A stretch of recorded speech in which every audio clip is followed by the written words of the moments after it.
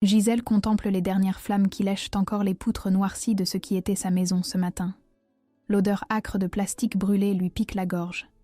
Elle serre contre sa poitrine la seule chose qu'elle a pu sauver. Une photo de ses grands-parents dans un cadre fissuré. Les pompiers rangent leurs équipements avec l'efficacité de ceux qui ont vu 1000 tragédies. Le capitaine lui tapote l'épaule avec bienveillance. « Votre famille m'arrive » demande-t-il, en observant la silhouette solitaire de cette femme de 28 ans, aux cheveux châtains couverts de suie. Gisèle hoche la tête. Elle les a appelés il y a 1 heure. Ils vont venir. Ils doivent venir. Le court-circuit s'est produit vers 10 heures. Un grésillement dans la cuisine. Puis tout s'est enchaîné si vite. Gisèle a eu juste le temps de sortir en pyjama et d'alerter les secours. Maintenant, elle fixe les ruines fumantes de ses économies, de ses souvenirs, de sa petite vie tranquille.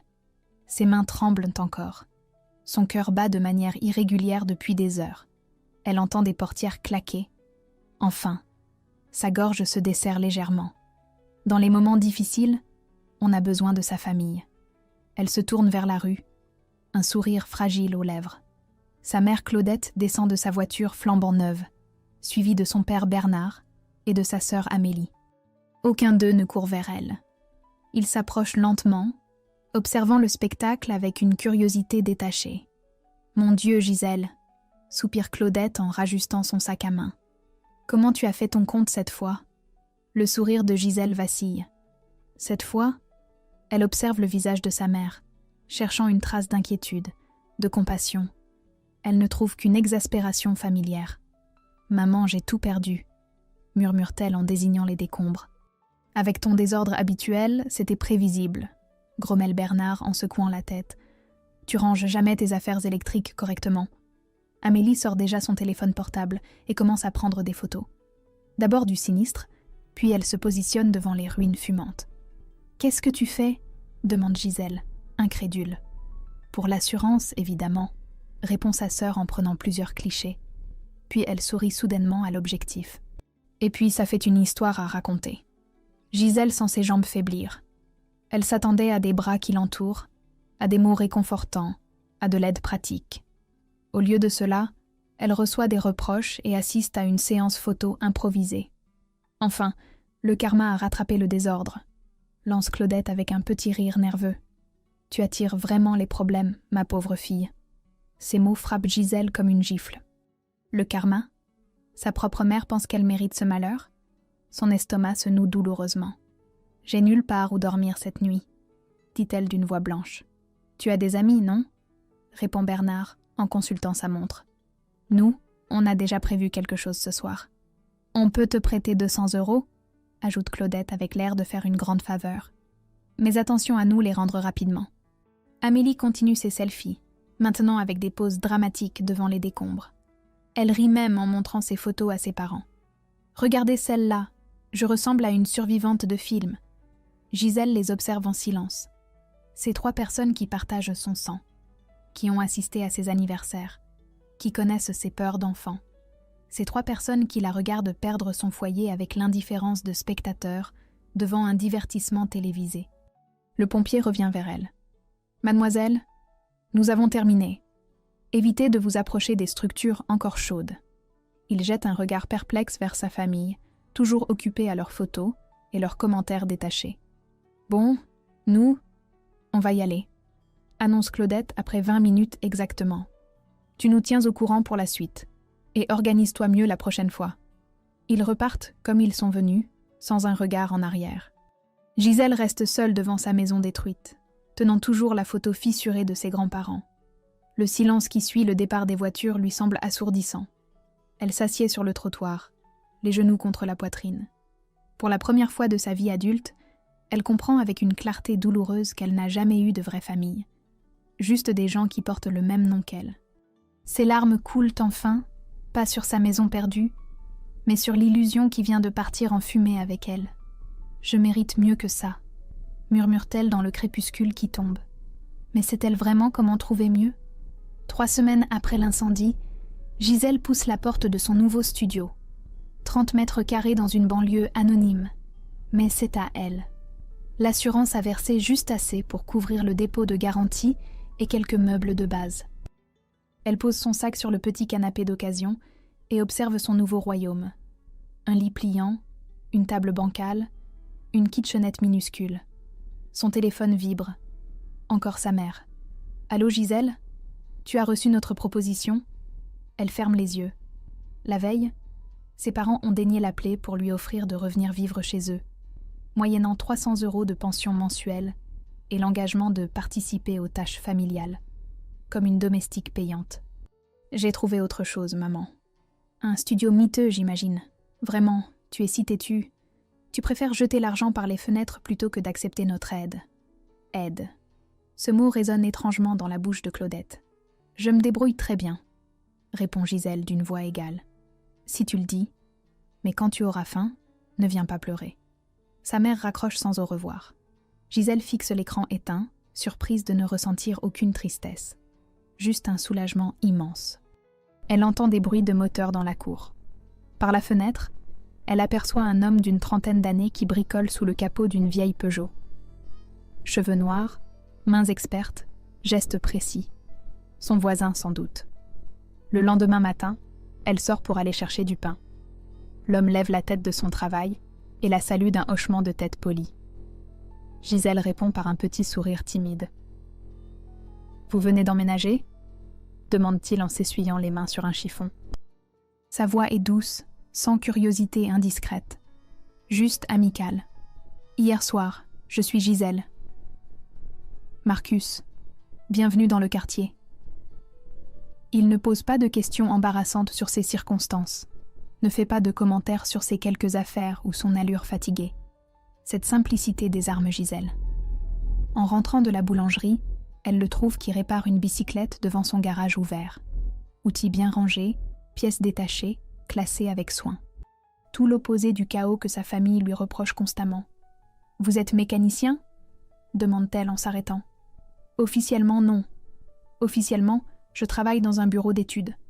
Officieusement, je répare tout ce qui roule pour arrondir les fins de mois. » Il sourit en disant cela, sans amertume. Gisèle reconnaît cette dignité tranquille de ceux qui se battent sans se plaindre. « Et vous ? Je cherche du travail. Comptable de formation, mais les postes sont rares. Le bureau de comptabilité près de la gare recrute.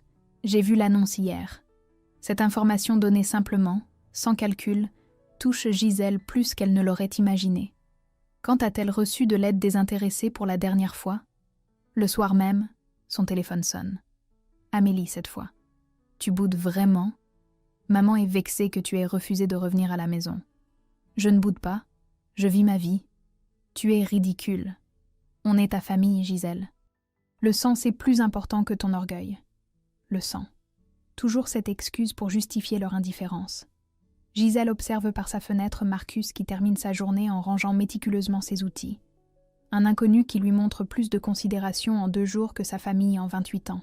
« La famille, ça se mérite », répond-elle calmement. « Qu'est-ce que tu veux dire par là ? Que porter le même nom ne suffit pas. Il faut se soucier les uns des autres. » Amélie ricane. « Depuis quand tu fais de la philosophie ? Tu changes, Gisèle. Et pas en bien. » Après avoir raccroché, Gisèle se prépare un thé et s'installe près de la fenêtre. Marcus sort de son garage, verrouille soigneusement la porte, puis lève les yeux vers son studio. Il lui adresse un petit geste de la main. Rien d'intrusif, juste un « bonne soirée », silencieux. Elle lui répond par un sourire sincère. Le premier depuis l'incendie. Cette nuit-là, pour la première fois en 3 semaines, Gisèle s'endort sans repenser aux reproches de sa famille. Elle pense à la gentillesse spontanée de Marcus, à cette possibilité d'emploi qu'il lui a signalée, à cette façon qu'il a de la traiter comme une personne digne de respect. Peut-être que changer n'est pas si terrible, finalement. Le lendemain, elle ira postuler pour ce poste de comptable. Et si Marcus prend encore son café du matin dans la cour, elle lui proposera de le partager. Qui sait ce qui peut naître de ces petits gestes simples ? 15 jours plus tard, Gisèle sirote son café matinal dans la cour en compagnie de Marcus. Cette habitude s'est installée naturellement entre eux, sans déclaration ni formalité. Juste 2 personnes qui apprécient de commencer la journée par quelques mots échangés dans la douceur de l'aube. « L'entretien s'est bien passé ?» demande Marcus en réglant le carburateur d'une mobilette. « Ils m'ont prise.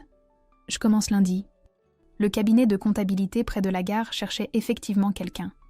Un petit bureau poussiéreux tenu par Monsieur Durand, la soixantaine bienveillante, qui a surtout apprécié sa motivation plus que son expérience. Félicitations, ça mérite un café spécial. Marcus disparaît dans son garage et revient avec un paquet de café italien qu'il garde pour les grandes occasions. Ce geste simple touche Gisèle profondément. Quelqu'un qui célèbre ses petites victoires au lieu de les minimiser. L'après-midi, elle décide de s'offrir un café en ville pour marquer le coup. Dans une brasserie près du centre, elle s'installe près de la fenêtre avec un livre d'occasion acheté chez le bouquiniste. À la table voisine, 2 femmes élégantes discutent affaires. L'une d'elles, la quarantaine dynamique aux cheveux auburn, explique à sa collègue. Le problème avec les agences traditionnelles, c'est qu'elles pensent que tout le monde veut ressembler aux mannequins des magazines. Moi, je cherche quelqu'un de différent, pas formaté par les écoles de commerce. Gisèle tend l'oreille malgré elle. Le marketing, un domaine qui l'a toujours intriguée sans qu'elle ose s'y aventurer. « Tu sais ce qui marche vraiment ?» continue la femme. « L'authenticité. Les gens en ont assez des familles parfaites dans les publicités. Ils veulent voir de vraies personnes avec de vraies histoires. Les vraies histoires. » Gisèle pense à la sienne, à ces familles dysfonctionnelles qu'on cache derrière des sourires de façade. Elle ose intervenir. « Excusez-moi, je ne voulais pas écouter. Mais vous avez raison. Les vraies familles, ce n'est pas toujours les repas de Noël harmonieux qu'on voit partout. » La femme aux cheveux auburn se tourne vers elle avec intérêt. « Exactement. Vous travaillez dans la communication ? » ?»« Non, je suis comptable. Enfin, je vais l'être, mais j'observe beaucoup les gens. Moi, c'est Élise. Je dirige une agence créative, et cette observation, c'est exactement ce qui manque à mes équipes. » La conversation s'engage naturellement. Élise explique ses projets, sa vision d'un marketing plus humain. Gisèle partage ses réflexions sur les décalages entre image publique et réalité privée des familles. « J'ai une proposition étrange à vous faire, » dit soudain Élise. « Je cherche quelqu'un pour un stage. Pas dans votre domaine, mais dans le mien. Quelqu'un avec un regard neuf. » Gisèle sent son pouce accélérer. « Je n'ai aucune formation en marketing. » « Tant mieux. Les formations, ça formate. Vous avez autre chose. Cette capacité à voir ce que les autres ignorent. » Elles échangent leurs coordonnées. Élise propose un stage à temps partiel, payé au SMIC, compatible avec son emploi de comptable si elle négocie des horaires aménagés. Le soir, Gisèle retrouve Marcus dans la cour. Elle lui raconte sa rencontre avec Élise, cette opportunité inattendue qui s'ouvre. « Tu vas accepter ?» demande-t-il en levant les yeux de son moteur. « J'ai peur. Et si je ne suis pas à la hauteur ?» Marcus pose sa clé à molette et la regarde attentivement. « Tu sais ce que j'ai appris en réparant des moteurs ? Parfois, c'est la pièce qu'on croit défaillante qui révèle le vrai problème. Ta famille t'a toujours dit que tu étais celle qui posait problème. Peut-être que c'était leur problème à eux. » Cette phrase résonne en Gisèle comme une révélation. Elle pense aux reproches constants, aux échecs qu'on lui reprochait, à cette étiquette de « celle qui complique tout » qu'elle porte depuis l'enfance. « Ma mère dit que je ne sais jamais saisir les bonnes occasions. Ta mère te connaît vraiment ? Moi, en 2 semaines, j'ai vu quelqu'un de courageux, d'intelligent et de persévérant.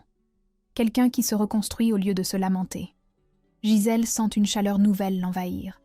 Ces mots bienveillants, cette confiance qu'il lui témoigne, cette façon qu'il a de voir en elle des qualités qu'elle ignorait posséder. « Et si ça marche avec Élise ? Alors tu auras prouvé que tu avais raison de croire en toi. » Cette nuit-là, Gisèle appelle Élise pour accepter le stage. Dans son petit studio, face au miroir de la salle de bain, elle se regarde vraiment pour la première fois depuis l'incendie. « Je vais leur montrer qui je suis vraiment », murmure-t-elle à son reflet. 6 mois ont passé depuis le début du stage chez Élise. Gisèle jongle désormais entre ses matinées de comptabilité chez Monsieur Durand et ses après-midi à l'agence créative. Une vie bien remplie qui lui convient parfaitement. Ce matin, elle présente sa dernière campagne à l'équipe réunie dans la salle de conférence. Sur l'écran, des photos authentiques de familles recomposées, monoparentales, adoptives. Son slogan ? La beauté naît de la différence. Génial, Gisèle, applaudit Élise. Cette approche va toucher directement le cœur des consommateurs. Plus de familles parfaites, plus de mensonges publicitaires. Thomas, Le directeur artistique hoche la tête avec admiration. Comment tu fais pour cerner si bien les attentes des gens ? Gisèle sourit. Comment expliquer que grandir dans une famille dysfonctionnelle lui a appris à déchiffrer les non-dits, à comprendre la souffrance cachée derrière les apparences ? Je suppose que j'observe beaucoup. Après la réunion, Élise la retient. J'ai une proposition. Le client est conquis par ton travail. Ils veulent t'engager directement comme consultante. Salaire correct, mission de 3 mois renouvelable. Gisèle sent son cœur s'emballer. Enfin, une reconnaissance de ses compétences. Une opportunité de construire quelque chose de solide. J'accepte. Parfait. Et félicitations, tu le mérites amplement. Le soir, Gisèle retrouve Marcus dans son nouveau chez elle. Un appartement de 2 pièces, dans un quartier plus agréable. Ils ont pris l'habitude de dîner ensemble plusieurs fois par semaine, cuisinant à tour de rôle des plats simples qu'ils partagent en racontant leur journée. « Tu rayonnes », observe Marcus en la voyant arriver avec une bouteille de vin et un sourire radieux. Mission accomplie au travail. Et toi, comment ça s'est passé au garage ? Marcus a quitté son emploi de bureau pour ouvrir son propre atelier de mécanique. Un pari audacieux qui commence à porter ses fruits. 3 nouvelles voitures cette semaine. Les clients apprécient qu'on prenne le temps de leur expliquer les réparations. Ils dînent en évoquant leurs projets respectifs. Marcus lui parle de son envie d'agrandir l'atelier. Elle lui confie son rêve de monter sa propre agence un jour. Ces conversations nourrissent leurs ambitions communes. « Tu as des nouvelles de ta famille ?» demande Marcus en servant le dessert. Gisèle fait la moue. Depuis qu'elle a refusé leur aide, les contacts se sont espacés. Quelques coups de téléphone pour son anniversaire. Des messages polis au fait. Rien de profond. Ma mère m'a appelé hier. Elle avait vu mon nom dans le journal local, dans l'article sur l'agence d'Élise.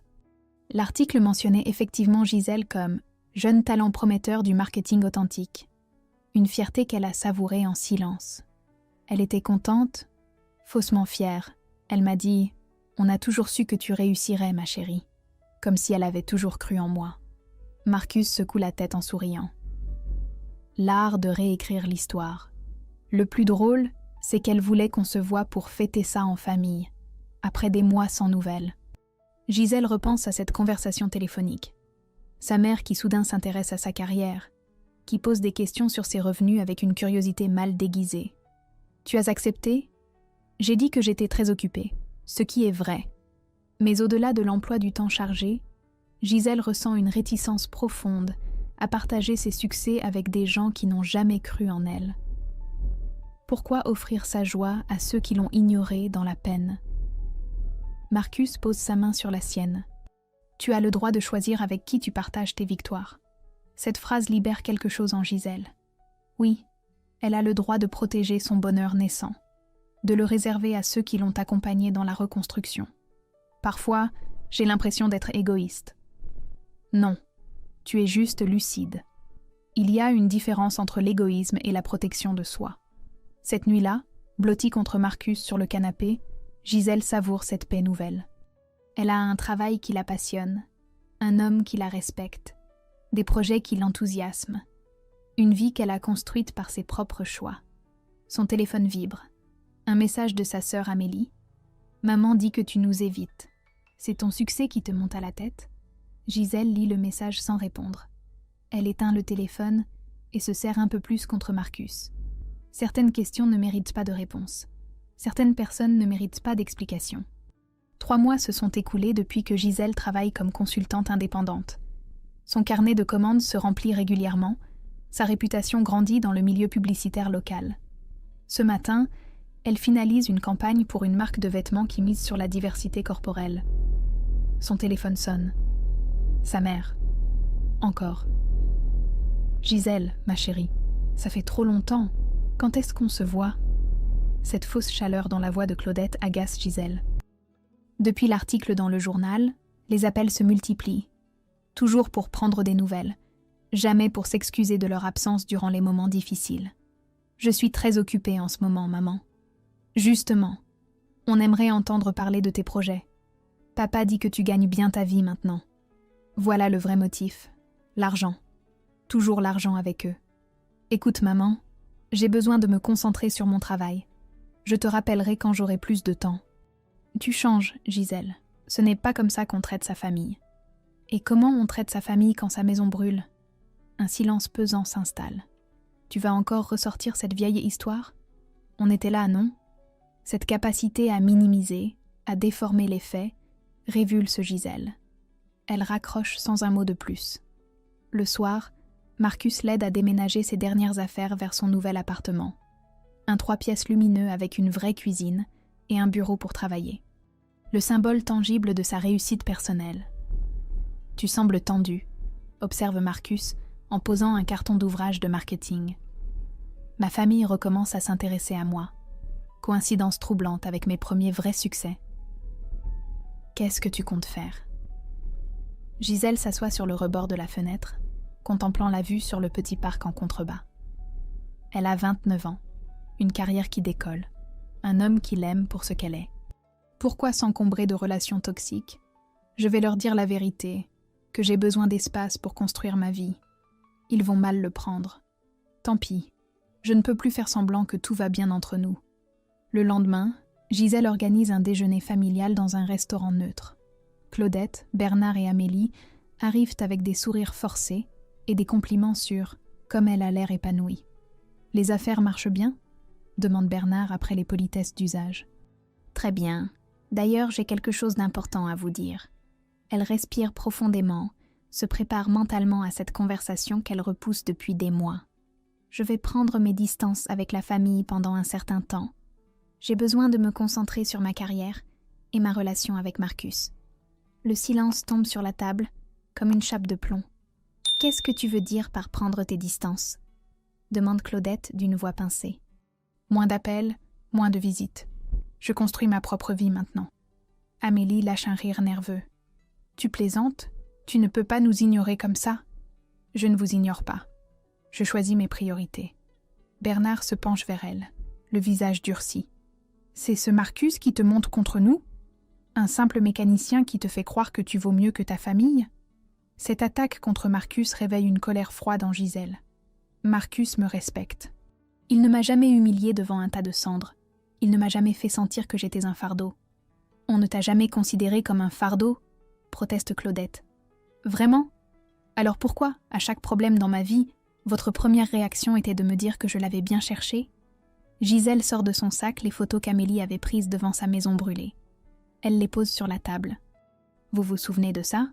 Vos selfies devant mes ruines ?» Amélie pâlit en reconnaissant ses propres clichés. C'était juste, on ne savait pas comment réagir. Vous saviez parfaitement. Vous avez choisi de rire plutôt que d'aider. Claudette tente un dernier argument.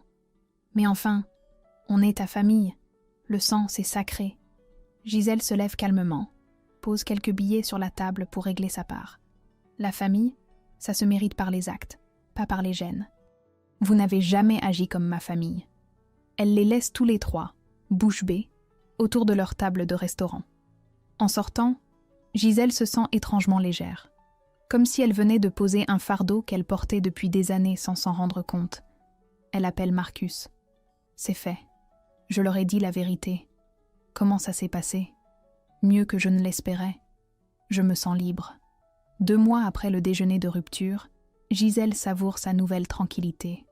Plus d'appels culpabilisants, plus de reproches déguisés en conseils.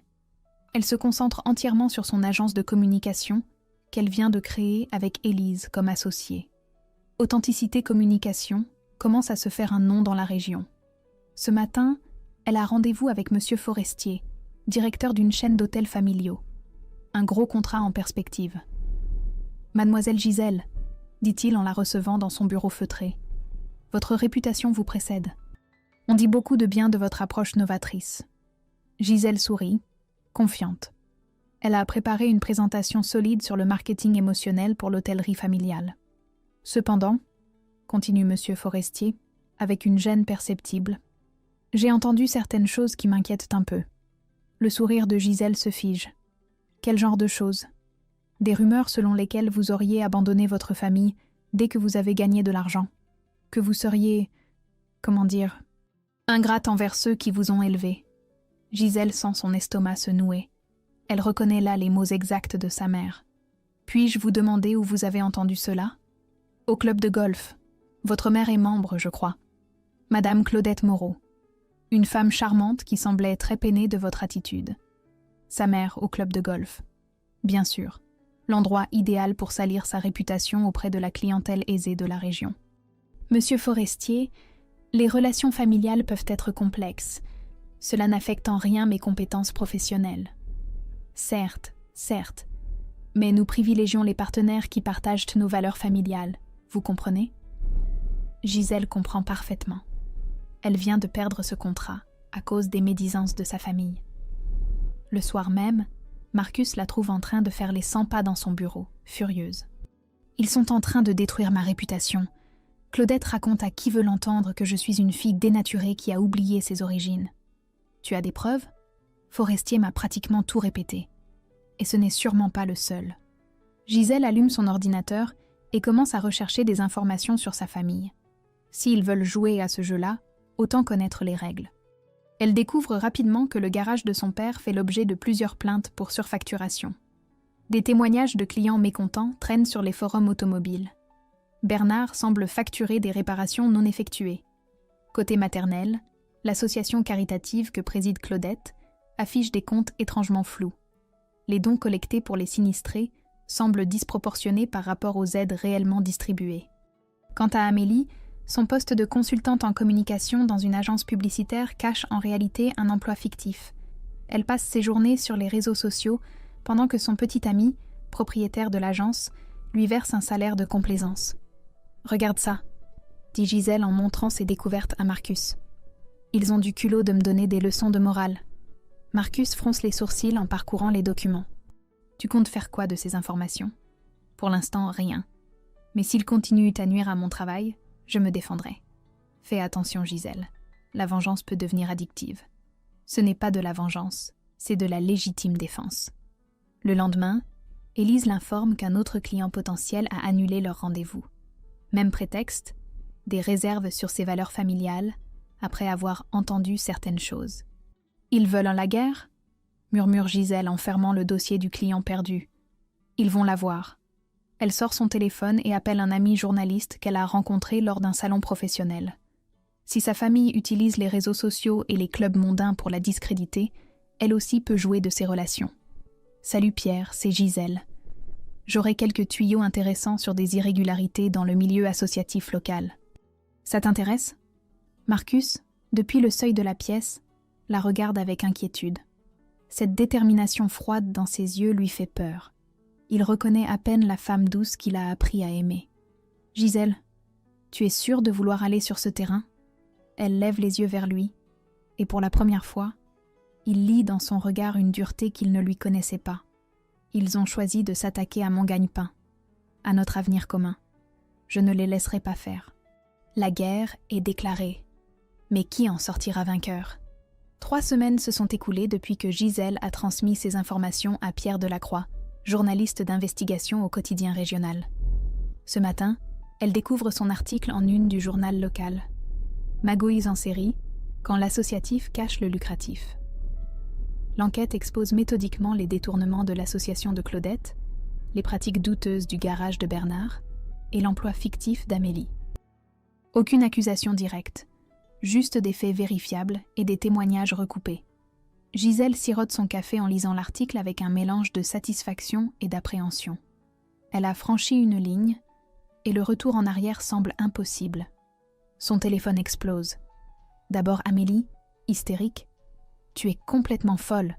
Tu as détruit nos réputations. » J'ai simplement donné des informations vérifiables à un journaliste. Il a fait son travail. « Menteuse! Tu as tout orchestré! Mon patron m'a convoqué ce matin. Je risque de perdre mon travail. » Peut-être que si tu faisais vraiment ton travail, il n'y aurait pas de problème. Amélie raccroche en claquant. 5 minutes plus tard, c'est Bernard qui appelle, furieux. « Ma propre fille qui me poignarde dans le dos. Mes clients me fuient à cause de tes mensonges. » Ce ne sont pas mes mensonges, papa. Ce sont tes factures gonflées qui sont dans l'article. Tu as toujours été jalouse de notre réussite. Depuis petite, tu cherchais à nous nuire. Cette accusation révulse Gisèle. Jalouse, elle qui a toujours admiré leur apparente réussite sociale. Ma réussite, je l'ai construite sans vous, et sans Magouille. Bernard raccroche violemment. La dernière à appeler est Claudette, la voix tremblante de rage. « Comment as-tu pu faire ça à ta propre mère? Cette association, c'est toute ma vie sociale. Peut-être que si tu avais vraiment aidé les sinistrés au lieu de détourner leurs dons, ton association ne serait pas dans cette situation. Tu mens. J'ai toujours été irréprochable. Les comptes parlent d'eux-mêmes, maman. Pierre a tout vérifié. Tu nous détruis par pure méchanceté. Après tout ce qu'on a fait pour toi. » Gisèle éclate d'un rire amer. « Tout ce que vous avez fait, vous voulez qu'on en parle ?» Le silence de Claudette en dit long. Au fond, elle sait très bien ce qu'ils ont fait. Ou plutôt, ce qu'ils n'ont jamais fait. Dans l'après-midi, Élise passe au bureau avec un sourire satisfait. 3 nouveaux clients nous ont contactés ce matin.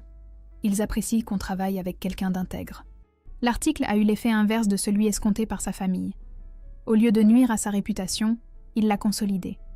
Les gens respectent son courage de dénoncer des pratiques malhonnêtes, même en famille. Le soir, Marcus la trouve dans son bureau, contemplant les retombées de l'article sur son ordinateur.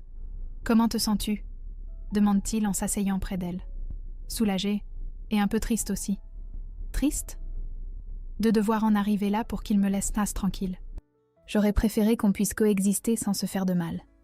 Marcus lui prend la main. Tu leur as donné cette chance. Ils ont choisi d'attaquer ton travail. Tu trouves que j'ai eu raison ? Tu t'es défendu. C'est différent de l'attaque gratuite. Gisèle apprécie cette nuance. Elle n'a pas cherché à leur nuire par plaisir, mais pour protéger ce qu'elle a construit. Son téléphone vibre. Un message de sa mère. « J'espère que tu es fier de toi. Tu as détruit notre famille. » Gisèle montre le message à Marcus. Elle renverse encore la situation, comme si c'était moi qui avais commencé. « Tu vas répondre ?» Gisèle réfléchit longuement, puis tape sa réponse. « Vous avez détruit notre famille, il y a bien longtemps. Moi, j'ai juste cessé de faire semblant que tout allait bien. » Elle envoie le message et éteint son téléphone. Cette nuit-là, blottie contre Marcus, Gisèle réalise qu'elle ne ressent plus aucune culpabilité. Ses parents récoltent les fruits de leurs propres actions. Elle n'est plus responsable de leurs choix. « Tu crois qu'ils vont arrêter maintenant ?» demande-t-elle dans l'obscurité. Probablement. Ils ont d'autres problèmes à gérer. Gisèle ferme les yeux, apaisée. Elle a gagné cette bataille, mais à quel prix pour son cœur ? Le lendemain matin, apportera-t-il enfin la paix qu'elle cherche depuis si longtemps ? 15 jours après la parution de l'article, Gisèle travaille tranquillement dans son bureau quand Élise fait irruption, le visage préoccupé. « Tes parents sont en bas, avec ta sœur. Ils exigent de te voir. » Gisèle sent son estomac se nouer. Elle s'attendait à cette confrontation finale, mais pas si tôt. Ils sont comment ? Furieux. Mais déterminés. « Je peux leur dire que tu n'es pas là ? » Non. Autant en finir une bonne fois pour toutes. Gisèle descend les escaliers avec une sérénité surprenante. Dans le hall d'accueil, ses 3 visiteurs l'attendent, visiblement tendus. Claudette porte ses habits du dimanche, comme pour une occasion solennelle. Bernard serre les poings. Amélie évite son regard. « On peut parler en privé ?» demande Claudette d'une voix glaciale. « Nous n'avons rien à nous dire en privé. Mes collègues peuvent t'entendre. » « Très bien, puisque tu aimes étaler nos affaires en public. » Gisèle les guide vers la salle de réunion. Marcus, prévenu par Élise, arrive discrètement et s'installe près de la porte. Sa présence rassure Gisèle. Bernard attaque immédiatement. « Tu as détruit notre réputation. Mon garage ferme définitivement la semaine prochaine. Tes pratiques malhonnêtes ont détruit ton garage, pas moi. »« Mes pratiques ?» explose-t-il. « J'ai nourri une famille pendant 30 ans avec ce garage, en trompant tes clients. L'article ne fait que rapporter des faits. » Amélie prend la parole, la voix tremblante. « J'ai perdu mon travail à cause de toi. Tu te rends compte ? Tu as perdu un emploi fictif. Ce n'est pas la même chose. Comment peux-tu être si froide ? On est ta famille ?» Cette phrase, répétée depuis des mois, exaspère finalement Gisèle. « Vraiment ? Vous voulez qu'on parle de famille ?» Elle se lève, se plante devant eux 3. Une famille, ça se serre les coudes dans les épreuves. Vous avez pris des photos devant ma maison brûlée. On ne savait pas comment réagir, bredouille Amélie. Une famille, ça soutient sans condition. Vous m'avez proposé de l'aide en échange d'argent et de corvées. Claudette tente de l'interrompre, Mais Gisèle continue. Une famille, ça célèbre les succès de ses membres. Vous avez cherché à détruire ma réputation professionnelle par jalousie. Ce n'était pas par jalousie, proteste Claudette. C'était pour te ramener à la raison. Quelle raison? Celle qui consiste à accepter vos humiliations en silence. Bernard se lève brutalement. Tu nous parles sur un ton. Nous, on t'a élevé, nourri, logé. Vous avez fait votre devoir minimum de parents. Félicitations. Cette réponse cinglante les laisse tous trois sans voix. Marcus observe la scène avec admiration. Il découvre une Gisèle qu'il ne connaissait pas. Forte, déterminée, libérée de ses chaînes. Claudette tente un dernier chantage émotionnel. Tu vas vraiment nous tourner le dos définitivement? Nous qui t'avons donné la vie? Gisèle la regarde droit dans les yeux. Donner la vie, ce n'est que le début. Il faut aussi donner de l'amour, du respect, de la confiance. Ça, vous ne l'avez jamais fait. Bien sûr que si. On t'aime. L'amour, ça se montre. Pas seulement par des mots quand on a besoin de quelque chose. Gisèle retourne s'asseoir, étrangement calme. J'ai 30 ans. J'ai une entreprise qui marche, un homme qui me respecte, des projets qui m'enthousiasment. Je n'ai plus besoin de votre validation. Et nous, on a besoin de quoi? Demande Amélie, les larmes aux yeux. D'apprendre à assumer vos actes, d'arrêter de rejeter la faute sur les autres, de grandir, tout simplement. Bernard frappe du poing sur la table. Tu es devenu dur. Ce Marcus t'a monté contre nous. Marcus s'approche calmement. Je n'ai jamais dit un mot contre vous. Gisèle a pris ses décisions seule, en adulte responsable. Toi, on ne t'a rien demandé. Vous avez raison. Vous ne m'avez rien demandé. Surtout pas d'aimer votre fille comme elle le mérite. Cette réplique laisse Bernard sans voix. Claudette se lève dignement. Très bien, tu as fait ton choix. Mais ne viens pas nous pleurer quand tu te retrouveras seule. Je ne serai jamais aussi seule qu'avec vous. Ils sortent sans se retourner. Gisèle reste immobile quelques minutes, digérant cette confrontation finale. Marcus s'approche et l'enlace tendrement. Tu as été magnifique. J'ai l'impression d'avoir enfin dit tout ce que j'avais sur le cœur depuis des années. Comment te sens-tu? Gisèle réfléchit, sondant ses émotions. Libre. Définitivement libre. 1 an et demi s'est écoulé depuis la confrontation finale. Gisèle contemple le jardin de sa nouvelle maison depuis la fenêtre de son bureau. Marcus plante un cerisier près de la terrasse qu'ils ont construite ensemble le week-end dernier. Cette maison, ils l'ont choisie, rénovée et décorée selon leur goût commun. Chaque pièce raconte leur histoire d'amour et de reconstruction. Authenticité Communication prospère au-delà de ses espérances. L'agence emploie désormais 8 personnes et s'est spécialisée dans l'accompagnement des entreprises familiales en crise. Gisèle a transformé sa propre douleur en expertise professionnelle. Ce matin, elle reçoit Madame Dubois, dirigeante d'une chaîne de restaurants dont les enfants se déchirent pour la succession. « Comment avez-vous réussi à surmonter vos propres conflits familiaux ?» demande la quinquagénaire fatiguée.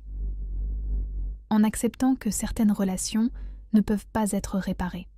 Parfois, la paix vient de la distance. » Gisèle n'évoque jamais les détails de sa propre histoire, mais son expérience transparaît dans ses conseils.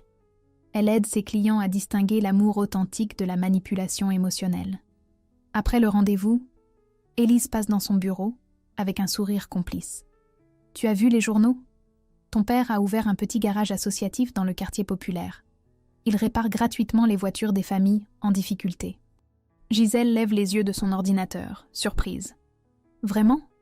L'article dit qu'il a changé d'approche après une période de remise en question personnelle. Une étrange émotion traverse Gisèle. Pas de la joie, mais une forme de soulagement. Peut-être que ses parents ont finalement appris quelque chose de leur effondrement. Et ma mère ? Elle donne des cours d'alphabétisation aux femmes immigrées. Bénévolement cette fois. Gisèle hoche la tête sans commentaire. Ces changements arrivent trop tard pour reconstruire leur relation. Mais elle se réjouit qu'ils aient trouvé une voie plus honorable. Le soir, Marcus et elle dînent sur leur terrasse fleurie. Il lui parle de son projet d'agrandir l'atelier pour former des jeunes en insertion. Elle évoque sa prochaine conférence sur la communication bienveillante en entreprise. « Tu as des regrets ?» demande Marcus en lui servant un verre de vin. « Sur ma famille ? Non, aucun. Même après avoir appris leurs évolutions ?» Gisèle réfléchit longuement. Je suis contente qu'ils aient changé. Mais ça ne répare pas 28 ans de négligence émotionnelle. Certaines blessures laissent des cicatrices permanentes. Et s'ils tentaient de reprendre contact, je ne fermerai pas la porte complètement. Mais il faudrait qu'ils reconnaissent leur tort, qu'ils s'excusent vraiment. Marcus lui prend la main. Tu es devenu quelqu'un d'exceptionnel, tu le sais. Grâce à toi. Et à Élise. Et à tous ceux qui m'ont montré ce qu'était le vrai respect. Cette nuit-là, Gisèle sort d'un carton poussiéreux la photo fissurée de ses grands-parents, seule relique sauvée de l'incendie. Elle l'observe longuement à la lumière de sa lampe de chevet. Ses grands-parents l'avaient vraiment aimée, eux, sans condition, sans attente. Leur amour authentique lui avait donné assez de force pour survivre au manque d'affection de ses parents. Elle place délicatement la photo sur sa table de nuit, près de celle qui la montre avec Marcus le jour de leur emménagement. 2 familles, l'une de sang, imparfaite mais aimante, aujourd'hui disparue. L'autre de cœur, choisie et construite jour après jour. Marcus dort paisiblement à ses côtés. Cet homme patient qui l'a aidé à guérir sans jamais la brusquer. Cet homme qui prouve chaque jour qu'on peut aimer sans posséder, soutenir sans juger. Gisèle éteint la lumière et se blottit contre lui. Demain, elle animera un atelier pour des femmes qui sortent de relations toxiques. Elle leur dira qu'il est possible de reconstruire, de faire confiance à nouveau, d'aimer sainement. Elle leur parlera de résilience, de cette force qui naît parfois des cendres de l'ancienne vie. Par la fenêtre ouverte, elle entend le vent dans les feuilles du cerisier que Marcus a planté. Dans quelques années, il donnera ses premiers fruits. Comme elle, il a fallu du temps pour que sa nouvelle vie porte ses fruits. Mais maintenant, les racines sont profondes et solides. Parfois, il faut que tout brûle pour que la vraie vie puisse enfin commencer. Et la sienne ne fait que commencer.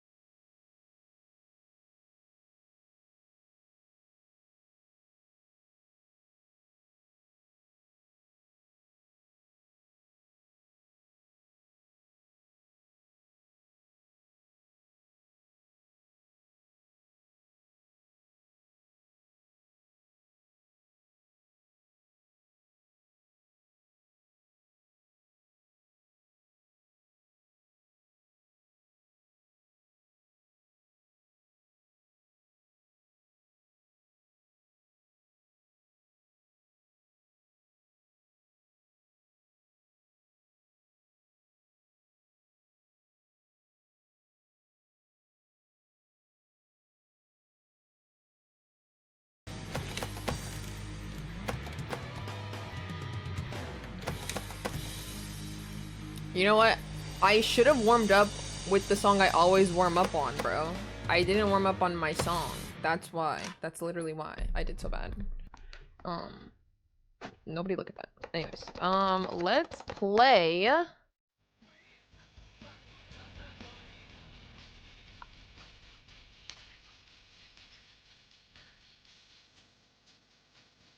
What? This ain't the early 2000s?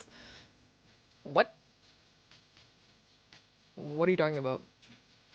Arthritis. Yes, yes, yes.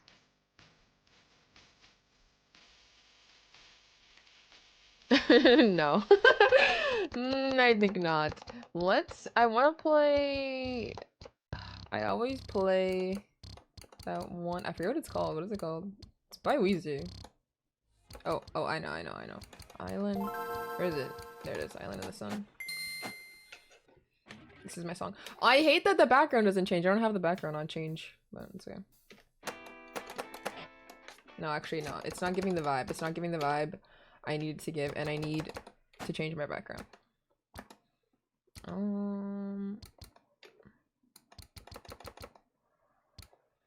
Where is my backgrounds? I forget how to change them. Oh, here it is. Let's do...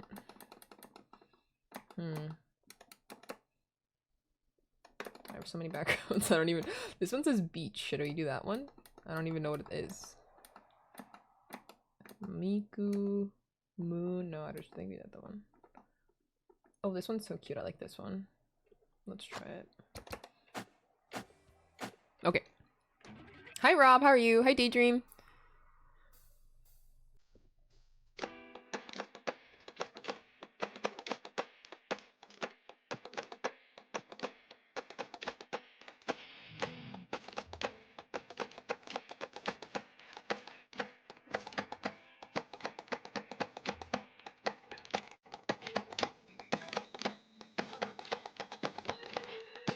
Oh no.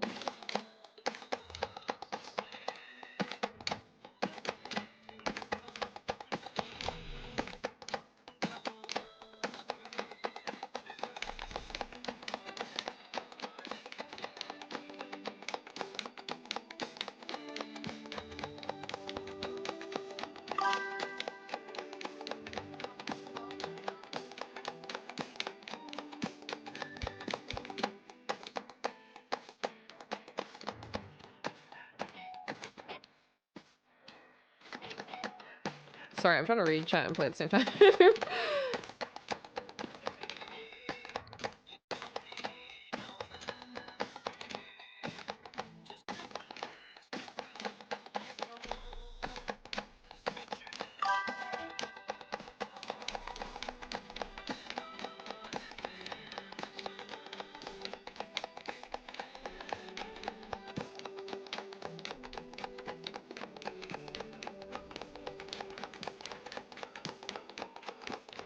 Can you guys hear my freaking clicks on my guitar?